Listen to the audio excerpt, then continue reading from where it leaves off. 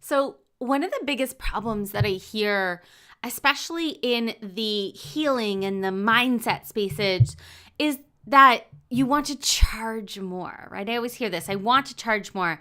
And when you're not charging enough, really what happens is it keeps us in this feast or famine cycle, right? We're always hustling to get enough clients, and then we market, and then we get a bunch of clients, but then we're so busy because we have to serve so many people to create enough to support our family and to build our business and to invest in the things that we need to, that it's really hard, and we stay in this feast and famine. So, we always think to ourselves, well, if we charge less at first, it's going to be easier to close the sale.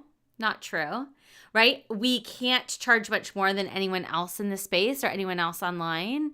Also not true, right? And especially in this healing and mindset space, we have that fear that we need to help people make money so that we can show them the ROI on their investment in order to charge a higher price point. But the truth is that it's not your space or your niche. It's not your market. It's not the context that you have that's holding you back from being able to charge what you want. And I don't think it's a mindset thing either.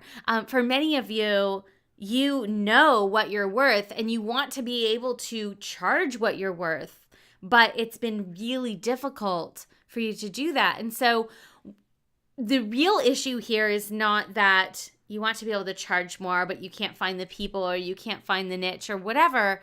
The real problem here is that there's two things. So the first problem is how you're speaking about the problem that you're solving.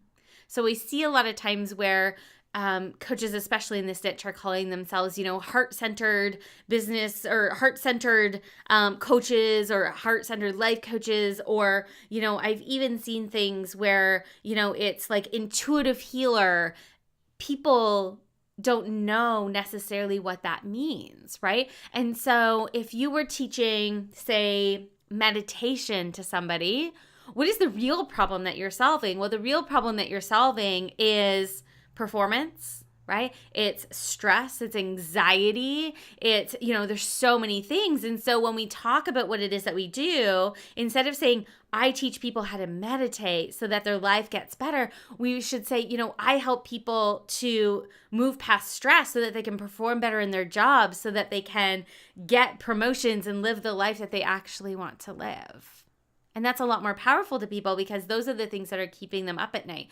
And the second thing is really how we are measuring and attributing the results of our work back to the work itself. So again, we use meditation as an example, but if you're meditating, sure, you might wake up and feel better, but probably in the beginning, you might even feel worse because you're de-stressing. Right? And so as you go through this meditation, you're de-stressing, people are going, oh man, I don't feel any better.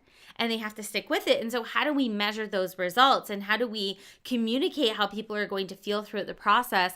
And ultimately, are we having them track their sleep? Are we having them track their performance? Are we having them track their energy? Are we having them track that they don't need their 2 p.m. coffee to get them through the day anymore? And where are they tracking that? Are we providing them a journal or something like that to track that in? And if we do, are we having those conversations to say, okay, let's look back and actually review back in your journal? Because people won't do that on their own to see that transition.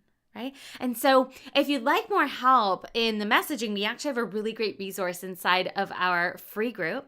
And you can click on the button in the description above to get that, or click on the link in the description above to get that. And that's going to walk you through how to really communicate that problem that you're solving and how to make it stand out in the marketplace amongst all of the other people so that you can charge the prices that you would like to charge and really show up with your full worth and your full power and reach the people that you're meant to serve.